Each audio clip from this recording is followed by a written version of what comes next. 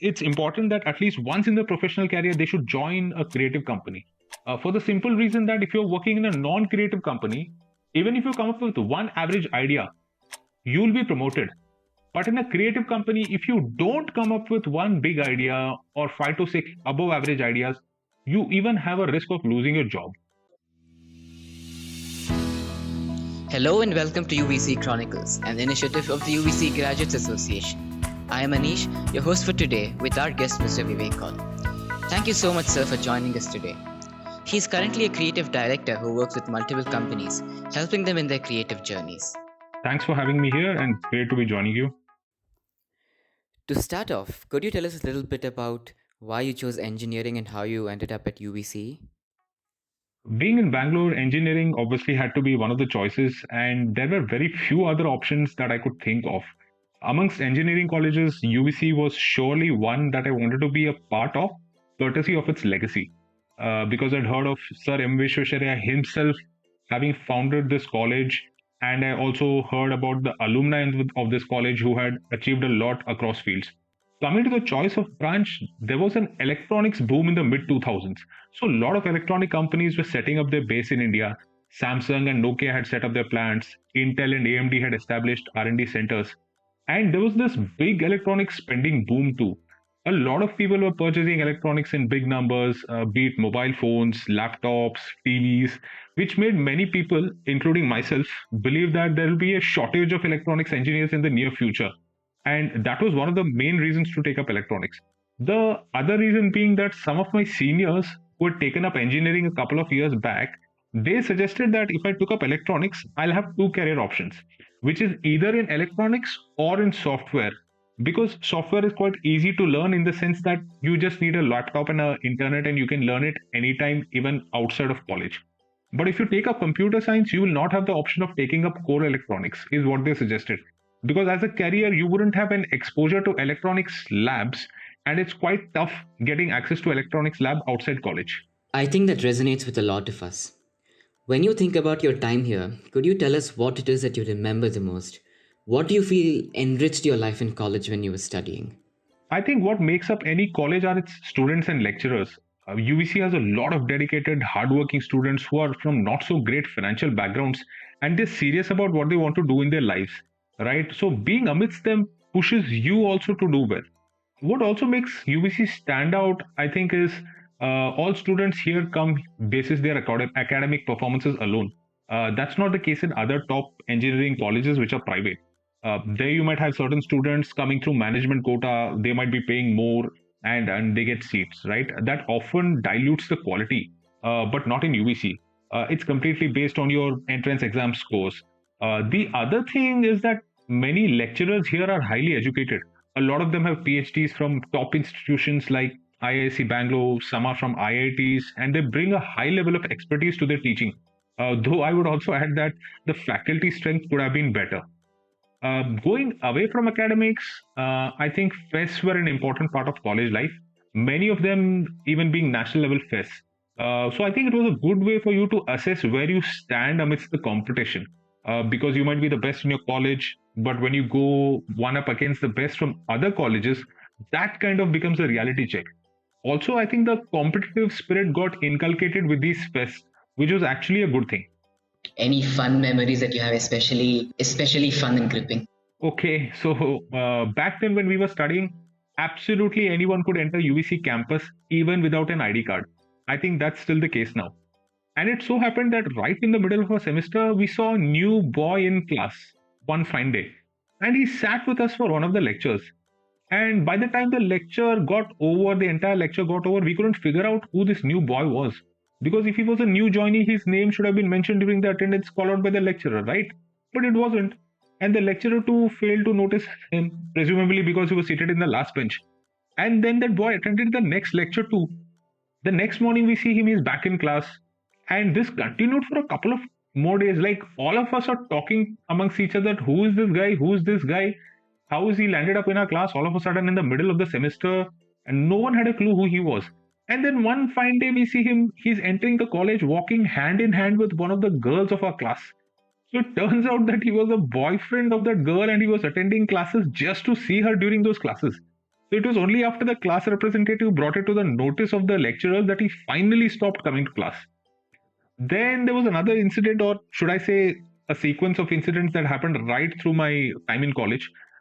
So it so happens, like all of us know, that there are obviously some students who give proxy attendance for their friends, right? But in my class, in my case, as my name started with the alphabet V and I was right at the end of the attendance calls, I was at a disadvantage because the lecturers always lifted their heads at the end to check if the last name student, which was me basically, if I was present or not. It used to happen even with the students whose name were at the beginning, but not to the students whose name were in the middle, right? So the students in the middle obviously used to get away with proxies and all that. But I soon realized that I had a big advantage when I came to lab exams, and especially for the Viva questions. My lab exam was always scheduled at the end of the day, and by then all the batches earlier in the day came out and revealed to us, the last batch basically, which was including me, they revealed to us the exact Viva questions asked by the examiners. And as it usually happens in lab exams, the same set of Viva questions are often repeated. So when my Viva used to be taken, I used to give out the answer even before the examiner completed the question itself.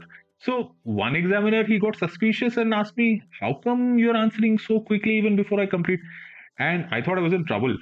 So I knew that to get out of this, I had to invent an answer. So I told him, "Sir, maybe the other students are just studying regular Indian author books, but I am studying this brilliant book written by Cheong Miao Lee from Vietnam." So this guy says, "Wow, Cheong Miao Lee from Vietnam. I haven't heard of this book. I think I should take a look as well." I told, "Yes, sir, that book is very informative. It's going to be of huge help to you. Please take a look at that." And this examiner was quite happy with my answer, and I got good marks for Viva. So, like, these are two incidents that really stand out in my entire career. What's most interesting about you is that after completing your engineering degree, you didn't pursue the more traditional career choices. You were more focused about the creative aspects of running a company. Could you walk us through about how that came to be? While in college, I wasn't good academically. I was below average, and though I had the option of joining conventional electronics or maybe a software field, I thought I would not be doing great there, and I would just be a below average person in a tech company. Then I thought, should I try something different? Give it a time of say about 6 months to a year, see if it's working, and if it doesn't, then I could come back and join the tech field. It so struck me that over the years, I've been coming up with ideas, although not really great idea, but just okay ideas. But the good thing was that I was interested in coming up with those ideas, and that excited me that I was at least thinking something different, and probably I should explore that as a career, which is coming up with ideas around the creative space. So the first thing I did was to Google what creative companies are there in Bangalore and what could be my possible career destinations. So I browsed a lot of companies, and then I had about 20, 30 companies list. I applied to all of them, but most of them got back saying that they weren't hiring freshers. Then I think there was this one company which was J. Walter Thompson, and another company which was advertising company, consultancy company, which said that they were hiring and accepting freshers. And both of them were into brand consultancy basically. So J. Walter Thompson called me for an interview and then told me that I will also have to take a creative assignment and I have to submit back in a couple of days. And basis that they will then decide whether they will be hiring me or not. So I submitted my creative assignment and I heard back from them telling that they would like to take me in, and that's how I got in. And my first boss happened to be a woman. In fact, when I joined the office personally, I realized that she's the only woman in the entire creative department. It was an all male department, and I was completely taken aback by that. That aside, I think in the first few weeks after my joining, I also realized that I didn't have the background which a lot of creative people who were there in the company had, because they had studied creative subjects during their bachelor's degree, which I hadn't. So I had to put a lot of efforts to do to get to a certain level, which I managed to do and made my mark over there. Has things sort of improved in terms of women's participation in the workplace in the creative industry since then? Sadly, there's a perception which I believe is quite wrong, that women can't come up with ideas. Having said that, there are concrete measures being taken of late to ensure their representation increases, though it's still minuscule. And the industry aims to reach a target of, say, 3% representation. Yeah, that's actually a low figure. In fact, abysmally low. But better late than never. Also, there have been really positive changes as well. Women are now judging creative award shows globally. That's a really big welcome change, because as women, especially younger women, see that there are women creative directors, women chief creative officers who are actually judging competitions. that inspires them and makes them believe that yes, we too can make a mark in the creative industry as well. So the changes are coming slowly but surely. Is there any advice you'd like to give to students who want to pursue a creative career? Anyone who's interested in a creative career first needs to figure out where his interests and strengths lie in. Right? Once you've figured that out, then you can decide which creative field you want to explore. Like, just for example, the field I am in is creative direction and strategy for brands, where you tell brands what they need to do creatively to enhance their brand awareness. That's just one field. Then you have creativity in product design. I mean, you could design an innovative product, or it could be UX design, where you design a UX which has not been done before, or it could be in the R&D departments of tech companies where you innovate. After all, innovation is creativity. It could also be in game development, where game developers are creative people too. It could be the music or arts fields. I mean, the possibilities are truly endless. And as a fresher, there's no great time than now to get into any creative field, because you literally lost for choices given the plethora of choices you have. So, what you're essentially saying is in the creative field, you don't actually have to give up whatever you've learned in engineering. It isn't a completely different field altogether. You will be implementing whatever you've learned here, but in a creative way to build new and more interesting things. Absolutely, I completely agree, and there are credible reasons to believe in that. In fact, history proves the point. The best creative geniuses in history have done exactly that. Historical figures like Leonardo da Vinci, he took inspiration from one field, what they learned, and then used that knowledge and inspiration from that field to do something in another field. Da Vinci used to take his learnings and inspirations from the art field to do something else in the scientific field. Then there is a classic example of Steve Jobs. He took up calligraphy classes in college, which was supposedly not connected to tech in any way, but then he used those learnings of calligraphy while working at Apple, which was a tech company. I suppose now, more so than when you joined the field, there are a lot more opportunities due to the number of software startups that have come up, all of them requiring creative designs for their applications. Certainly, and the more number of startups there are, there will be more competition among them to get the best of products and services out. So, and one of the best ways to stand out will be through creativity and innovation, and that is true of UX, UI, or any other field. Students nowadays, we have a lot of distractions. There's the phone, computers, social media, so much to catch up to, so many things to do. And in this, we sometimes get lost and lose track about how we can improve our skill set while in college to suit the career of our choice. What's your take on this? So, no person is the same person for all 24 hours, right? When I say that, what I mean is, as a person, you can't maintain the same level of productivity throughout the day. There are certain hours of the day where you are much more productive, you get much more done and accomplished than in the other hours of the day. And those hours where you get so much more accomplished are your superhuman hours, right? I believe that you need to closely guard your superhuman hours and make the most of it. So, for a lot of people, your superhuman hours could be early in the mornings, or for some people, it's late evenings or at nights. But whatever your hours are, guard them fiercely and do your best work in that. Apart from those superhuman hours, obviously, you have the rest of the day as well. You can utilize it better by also having time blocks, which is take out time blocks of, say, 1 hour or 2 hour, and then have this commitment that you're not going to do anything else in those 2 hours apart from focusing on what you should be doing, right? And your phone needs to be absolutely in another room. I read this interesting quote the other day which said that checking your mobile phone after every few minutes is like the new smoking, right? Because just like smokers have this habit and urge to smoke frequently, a frequent mobile phone usage has also become the same.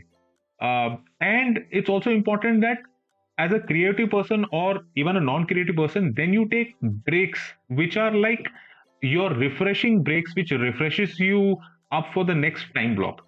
Whenever you're taking a break, be completely off and enjoy your break. Whenever you're on, you're focusing on something, be fully on and focus on that. Thanks for the practical advice. When people think of a creative job, it's a very abstract world. Could you take us through a day in your job? That'll help our listeners get an idea of what this line of work entails. Like I said before, I'm in the creative consultancy field where we solve client problems creatively. A typical creative process in our field starts off this way. We get a brief from the client. The client tells us that this is the problem we are facing, and that could be a business problem. That could be a problem related to the consumers or just about anything else. And then our client servicing teams, who interact mostly with the client, they write a brief for the creative teams, adding in their understanding of the problem and also some target group demographics along with other research points that may help in the creative development process. So before we start to coming up with the ideas, creative teams obviously have to get some direction as to what strategy they need to employ. So here in comes the strategy team, and they suggest the possible approaches that the creative team could explore. And then after we have all this information, the creative team starts thinking of ideas, and we keep in mind everything about who the idea is meant for, what impact it needs to create, and so on. One of the best things about the creative process is in creative companies, you don't necessarily have to be at your desk. Although that's not true of all creative companies, but some creative companies give you the liberty to go outside your office to search and think of ideas, to search for inspiration, and all that stuff. So I've been in companies where there were gardens or lawns outside the office. You're completely free to sit in the lawns and think of ideas or jam with your team. Or you could even go to a coffee shop that's close to office and discuss your ideas there. I mean, those such things were not allowed at all companies. I enjoyed this in companies where you get out of the office space, think of ideas in a different ambience. Now, coming back to your ideation, while coming up with your ideas, there are certain frameworks that need to be followed, and which I also do to better judge my own ideas. So, there's one framework that I follow, which is if you do what's not been done before interestingly, then that's a good idea. But if you do what's not been done before boringly, then that's a bad idea. So it has to be not done before, and it has to be interesting for me to say that's a good idea. So this is my own framework against which I measure that are my ideas up to the mark or not. And for me also, there are three ways to generate ideas. So one is I think of ideas at different times of the day. Two, thinking of ideas in different locations. And three is thinking of ideas after different experiences. What that means is different things influence the way your brain works and makes your brain work in different times of the day, in different location or different experience. While you do that, it has a positive impact on creativity. Like, for example, you may be in office space and you get a certain half idea. Then maybe you go on a weekend trip, and on that trip, you experience something different. And almost miraculously, you are able to connect that experience of that trip with the half idea you had in office. And then somehow it becomes a strong idea because you've joined completely two unconnected things, right? And trust me, it happens with a lot of creative people. And now the idea, it could be absolutely in any medium or any tool or technology. So what also happens during the ideation stage, which I do, is we don't chuck ideas, right? So for example, I'll just cite an example also that while I was working on Nike, they had a requirement of a digital device which fitness enthusiasts could use. So Nike and their creative digital team, which was RGA, its name was RGA, it was in Europe, they actually collaborated together and came up with this Nike Fuel Band, right, which is a legendary product, and that actually helped Nike establish or even enhance its position in the fitness space.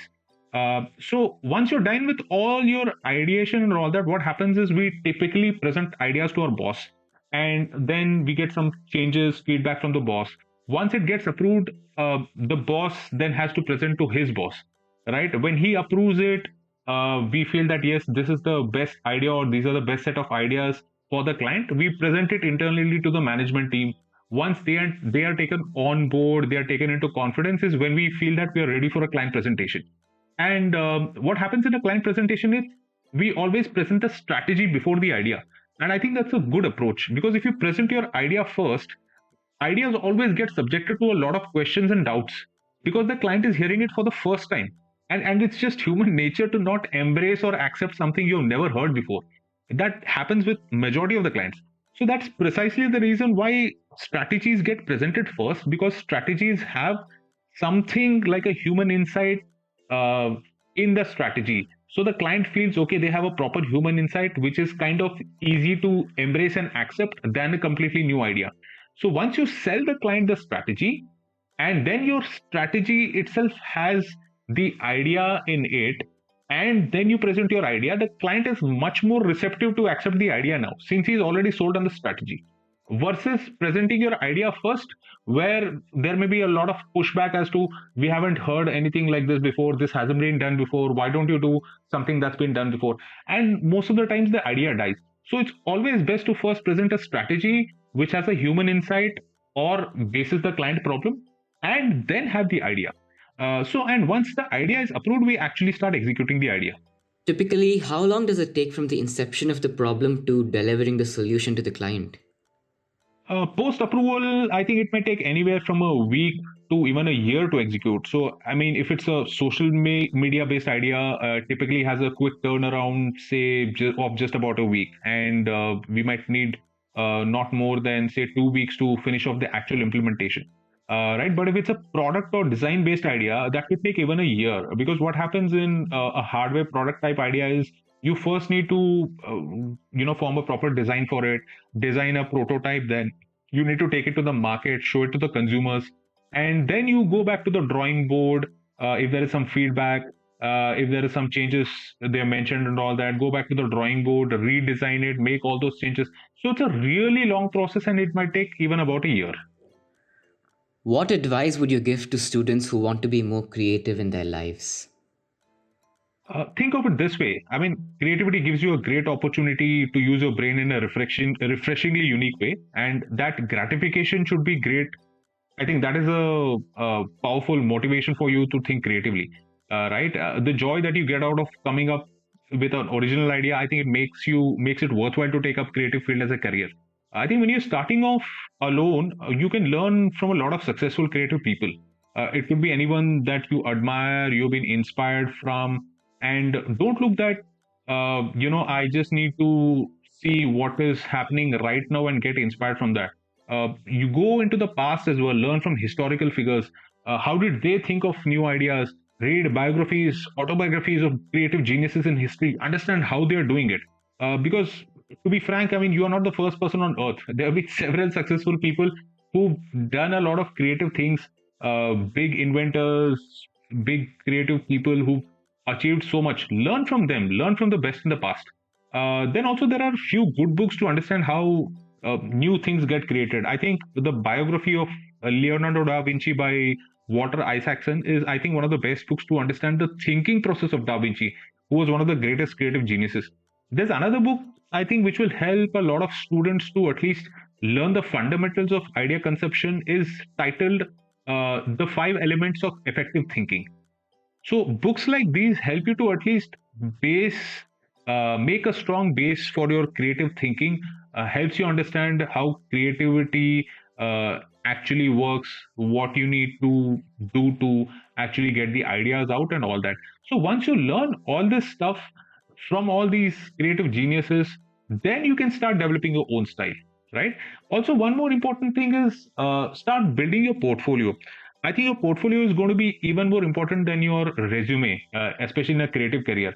I've seen a lot of creative directors or hiring managers in creative companies. They don't even ask your resume because they know that all they want to see is your portfolio.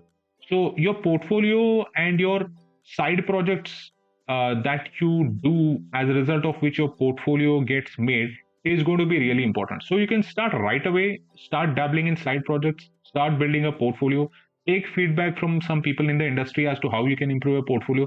I think that's the way to make a good start. Also, one of the most important pieces of advice that I've given anyone is, uh, as a creative person, always have a small notebook either in your pocket or in your handbag or whatever, where which you can actually take out at any moment you have an inspiration, and you can jot down your inspirations and thoughts in it. Or if you find carrying a notebook, a small notebook in your pocket tough, you could also have these note taking apps that you have in your phones. So whenever you come across some inspiration, maybe you're walking on the street, maybe you're talking to someone, maybe you're looking at something, some inspiration strikes, some idea strikes, note it down. Because trust me, inspiration is it's just momentary, right? You might have this inspiration right now, but if you don't jot it, you'll not even remember it, say maybe after 5 days, 6 days, and then you'll wonder what was the idea that I thought of that time, what was the inspiration that I got that time, which is a big loss for a creative person. So have this note taking habit inculcated, as soon as possible. Also, I think it's important to be curious always. Be curious, try to get deep into how things work, how things have been done differently. You could even start from as simple things as how does a mobile phone work, how do computers work, or for that matter, as simple as as simple as it could be how a motor vehicle works or something like that, right? And if you are actually thinking of coming up with ideas, it's always a good idea to not think too hard.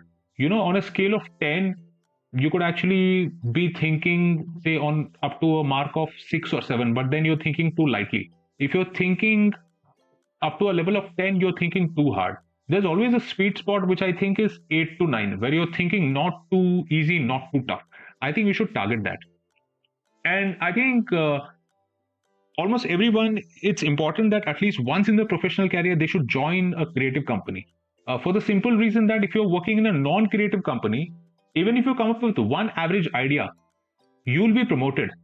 But in a creative company, if you don't come up with one big idea or 5 to 6 above average ideas, you even have a risk of losing your job, right? But that's a good thing, because the good thing is that you're thinking too hard and you're thinking in a different way. That's the good thing, because you're thinking different than what most people are doing. And I think that's immense gratification for you as a person. Creativity pushes you to think and optimally use your brain, which is that one thing you have as a big advantage being a human. And if you will use it creatively, you'll surely feel that you're doing something good in life. And with that, sir, I think we've come to the end of the podcast. Thank you so much for spending time with us. I'm sure our listeners have an entirely new perspective on the creative domain. Thanks for having me on the podcast. Stay tuned to UVC Chronicles. We'll be back with a new episode very soon.